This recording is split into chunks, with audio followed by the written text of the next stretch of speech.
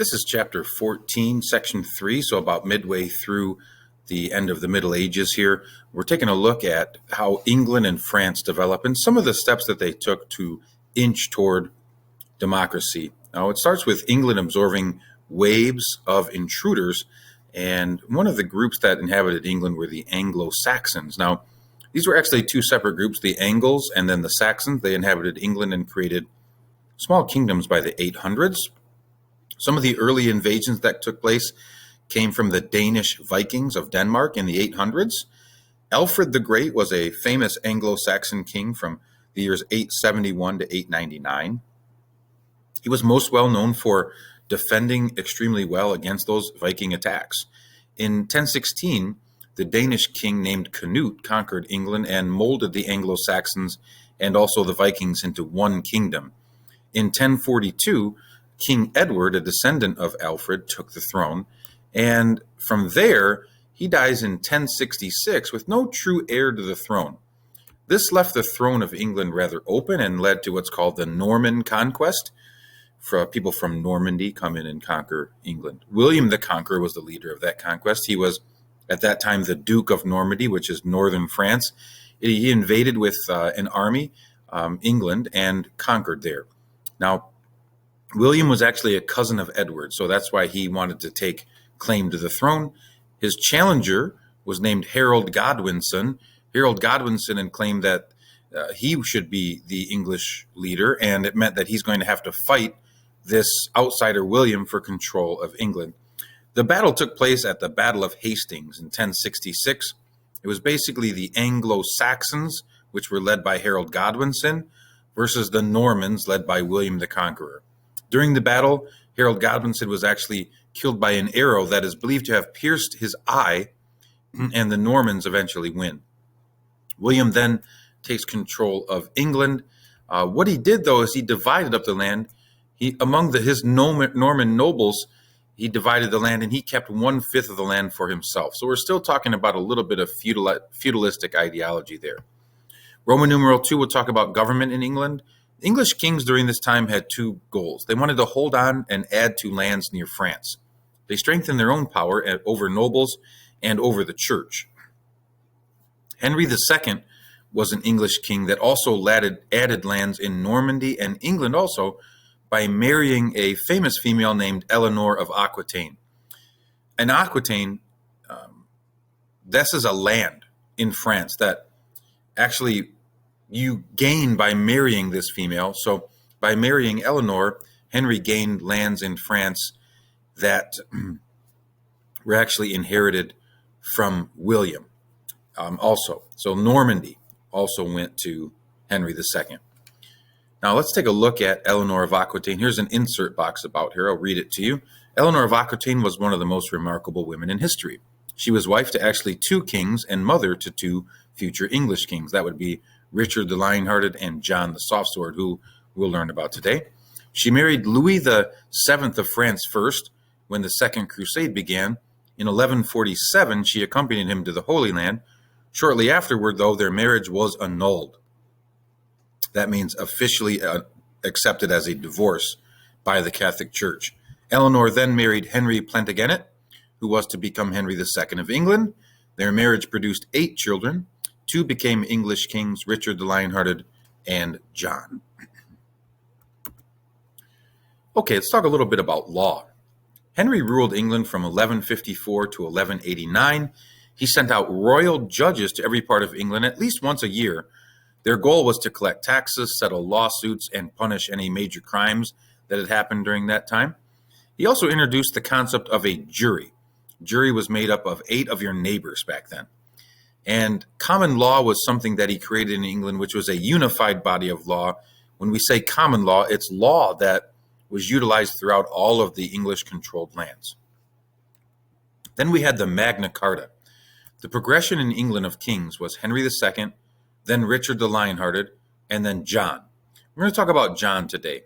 John ruled from 1199 to 1216.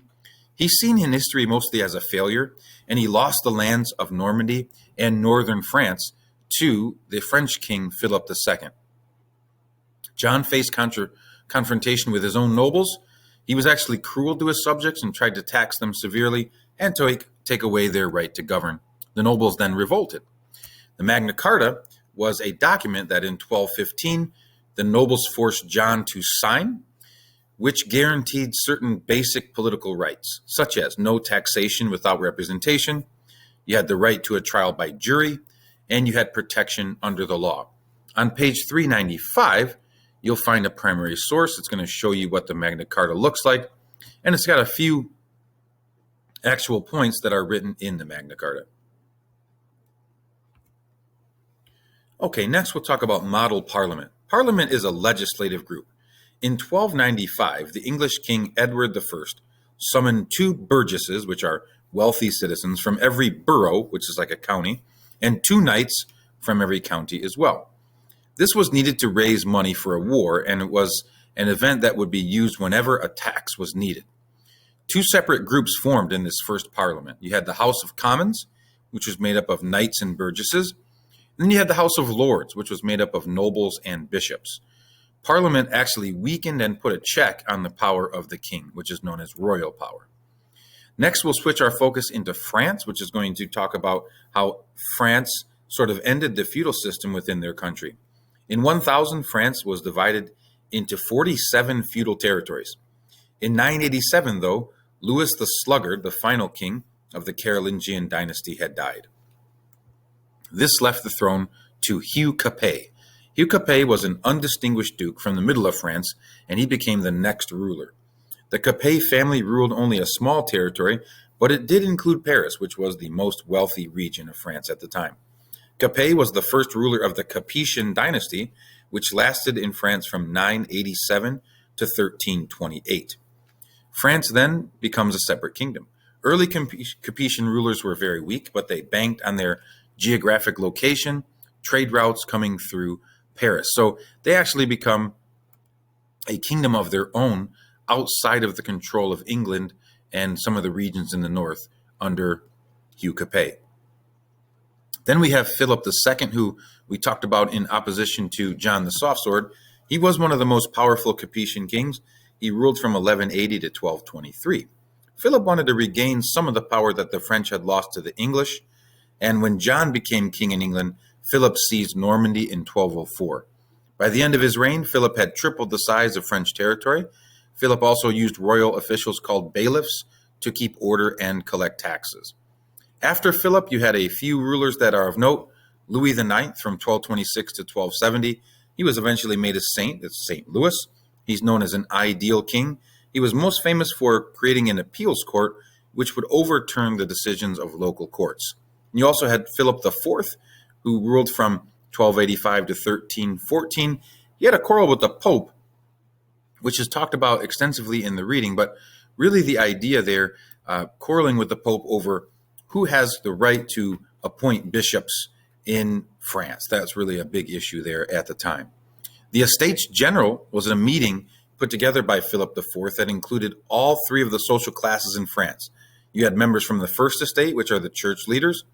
You had members from the Second Estate, which are the lords, and you had members from the Third Estate, which are merchants, wealthy landowners, and your general commoners. All of these movements led to the beginnings of democracy. When you're taking a look at England, where you have trial by jury, you're taking a look at France, where you have the Estates General, which gets the viewpoint of the commoners involved. These are small steps toward inching near democracy. Now, there is a chart in your book that talks about some of these steps that were made. It kind of outlines here the development of England and France, some of the major things that were made. I forgot to mention the Magna Carta being a major democratic step, giving rights to individual citizens, like the right to a trial by jury, no taxation without representation, so on and so forth. These are all factors that come into play during this time, 1100s, 1200s, early 1300s.